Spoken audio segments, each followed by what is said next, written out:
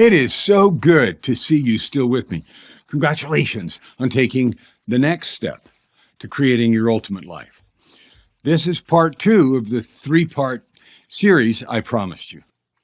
In this video, I'll explain how to break the cage and eliminate the barriers that keep you stuck where you are instead of reaching your ultimate life.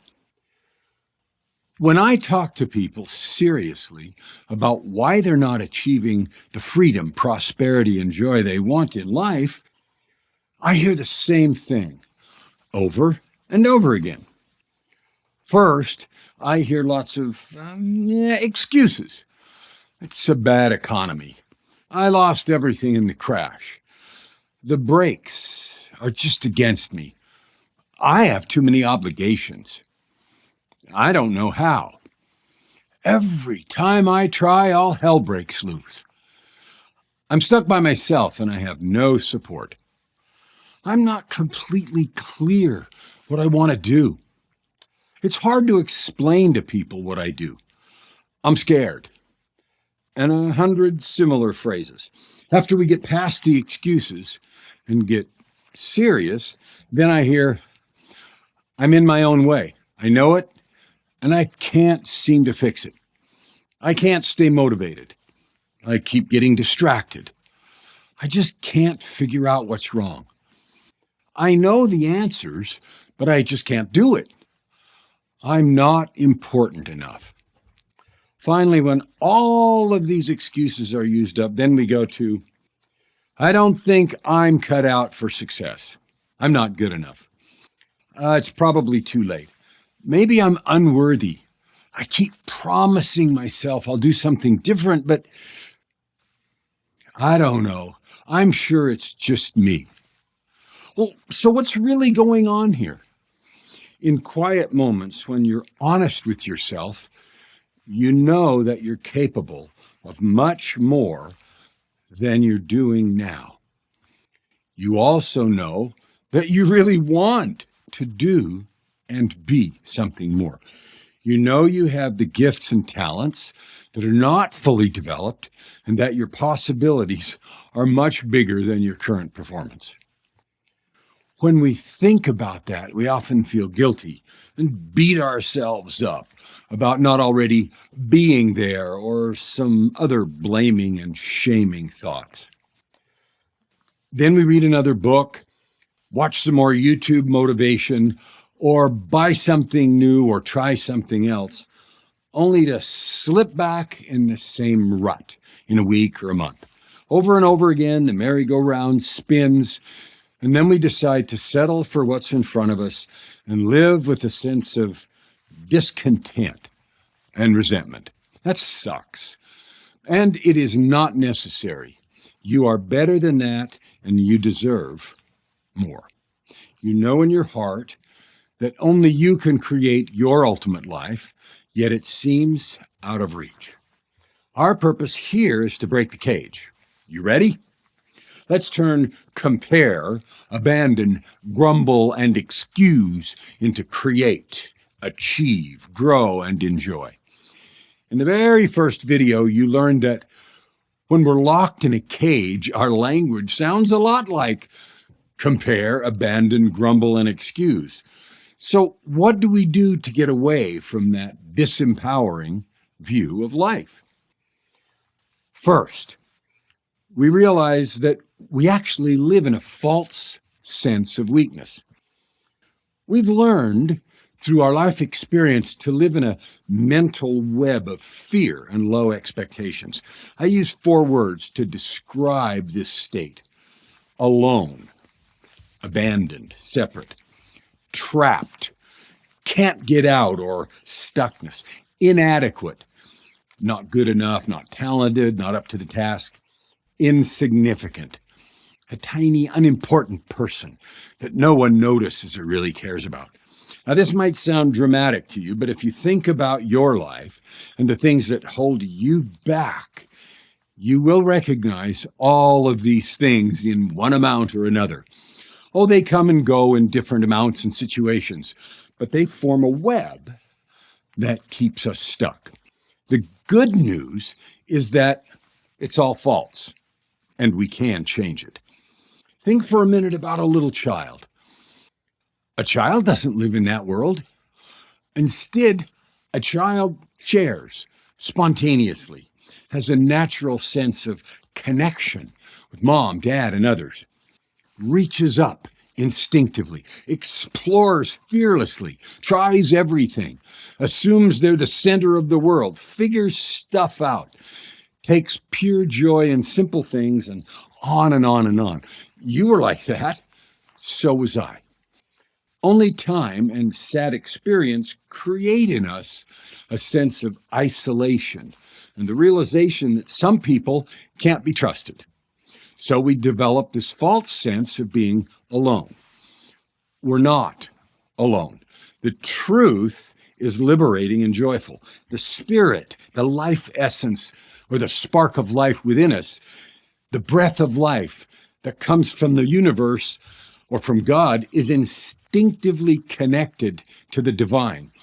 Sometimes difficult experiences and choices and learning to ignore that connection to the invisible creates this sense of isolation.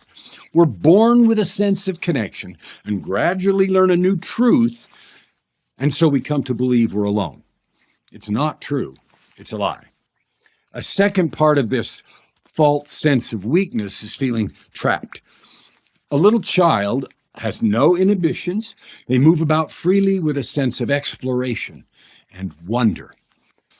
Sad, perhaps painful experiences slap us on the hand. Being repeatedly told, no, you can't, and all the rest creates this sense of being trapped. So we start from a pure knowledge that we're free. Then we learn another lie, which is that we're trapped and don't have choices. So we behave as if these limitations are steel barriers. A third ingredient in this terrible soup is the notion that we're inadequate. We come into the world confident and with the belief that we're capable and powerful. We all know kids, even up through early teens, have no fear. We experiment and try new things without worry and fear until experience squeezes us back in the box and repeats the painful mantra, you're inadequate. A few lessons like touching a hot stove or falling off a table are natural consequences because of the laws of physics. Those are important. But most of the learnings, intentional or unintentional, about you're not old enough, you'll never do that, you can't make it, and on, teach us a false truth. And really they reflect the limits of those who are teaching us. Intentional learnings come from well-meaning parents, teachers, and others who have their own limited vision of possibility. Some of these come not out of malice or bad intention, because it's just what others believe. These learnings are false and limiting. The final ingredient in this monstrous brew is a sense that we're insignificant. After feeling alone, trapped, and inadequate, we then come to the false conclusion that we must not mean much. Again, the core truth is the opposite. The spirit in you right now knows exactly what I mean. You know you're important to God and that you have important work to do. You can ignore that knowledge if you want to, or you can expand and explore it. The feeling of being insignificant is another sad thing we learn. So with these four things, is it any wonder we end up locked in a cage where we have the beliefs that we're alone, trapped, inadequate, and insignificant? I can't begin to count the number of times I've heard people say, I'm not blank enough. And in the blank is some set of words that represents the sum total of their misery. I'm not good enough. I'm not young enough. I'm not old enough. I'm not skilled enough. I'm not talented enough. I'm not experienced enough. I'm not capable enough. I'm not important enough. I'm not worth it. And on and on and on. The four ingredients give us the feeling that we can't cut it. So we settle for what's available, and live our lives locked in a cage. The lie that we're alone, trapped, inadequate, and insignificant is not true. The truth is you are connected, you are free, you are powerful, and you are important. Now that you know the truth, and I suspect deep in your soul you knew that already, what are you going to do with these important realities? You are a divine creation. You are free to choose and create your destiny from moment to moment. You're free to make a choice this instant to stop accepting the reality you have accepted and begin making a new one. You're powerful. As a consequence of your divine heritage, you have a purpose here in the world. You have gifts and talents designed to help you make that happen. You know that right this minute, and you've felt it many times. Maybe it was at a conference where you heard a motivating speech. Maybe it was after you read a book or saw someone talk in a YouTube video. It might have come after some time alone in nature. And a few hours or a few days go by, and you get back in the grind, and what you felt becomes a memory, and then a longing, and then is forgotten. The final truth, of course, is that you are important. God doesn't create garbage, and no person on this earth was made as filler. The exciting question for you is simply whether or not you want to accept your connectedness, choose your freedom, exercise your power, and humbly recognize your importance. The choice is yours, and no one can do it for you. If we ignore these truths and settle for life in the cage, then we fall prey to three bitter traps that keep us captive. I often label the bars of the cage with three words: fear, procrastination, self-sabotage. Fear comes from choosing to live in the world of alone, trapped, inadequate, and insignificant. If you accept these lies, then everything you feel is fear. Fear of failure, fear of success, fear of ridicule, fear of the unknown, fear of change, fear of rising beyond your station, fear of being wrong, fear of embarrassment, and fear in every other circumstance. Procrastination is our reaction when we fear the future or the unknown. We're afraid what we do might fail, and so we put off doing it. Procrastination is also our choice when we have something to do that we don't want to do. We've surrendered our freedom to choose to someone else, and then we feel a sense of obligation and perhaps resentment, so we procrastinate. Self-sabotage was my favorite misery. I built extreme success multiple times because I lived with the core story of being unworthy. Whenever I achieved anything, I had to trash it. I would burn it all down. I was not worthy of such success. This was true with money, relationships, position, success in every measure. The cycle repeated itself over and over again until I learned to accept the four truths we talked about earlier. I am connected and not alone, so are you. I am free and not trapped, so are you. I'm powerful and not inadequate, so are you. I am important and not insignificant, and so are you. Before I broke the cage, I truly believed I was unworthy of such success, and so I could not accept it into my life. Now that we know what the cause is, what do we do? To break the cage, you first recognize your core story. I call it your core context. That comes from the book of Context, which I wrote after my near-death experience in June 2018. Spend some time truly feeling into your heart. What is it that you believe? What are the disempowering parts of your core story? Next, Think about what else you could believe. Now, at first, I know new beliefs are going to be met with enormous resistance.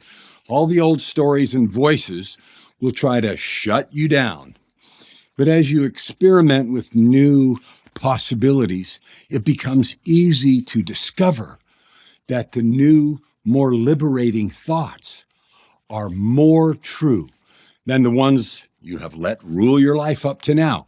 Imagine with me for a moment what it would be like if you lived every day with the absolute certainty that you were connected, free, powerful, and important. What would you be afraid to try? Nothing, of course. Every problem would seem solvable, and you would approach every situation with an optimistic and powerful stance that would enable you to create what you wanted. Experimenting with new beliefs and actions is not random and is not easy. I have a specific process called the results equation that will help you move forward and keep you motivated as you go. When you begin to see the results of this experimentation, you start to realize that you are free and that life in the cage is a lie. You're then able to completely break the cage and create your ultimate life. In part 1 of this series, you learned 5 fundamental principles to create the ultimate life. In this video, which is part 2, you discovered the secret to the disempowering beliefs that we all carry and that we allow to limit our lives. You now know it is possible to create new beliefs and therefore to build the life of your choice. The raging question now is very simple. How do I do this? In part 3 of this series, I'll tell you specifically the 5 steps to make this happen for you. The choice you have now is simple. Go on with life exactly like it is now. If you're happy where you are and the results you have, then that's exactly what you should do. But if you're tired of the life you have now and the results you're creating, and you really want to change the game to create your ultimate life, then watch part 3 right now and learn and start walking the 5 steps. I'll see you there. Remember, every effort you make to create your ultimate life is worth it, and you will be more than thrilled with what you can actually do.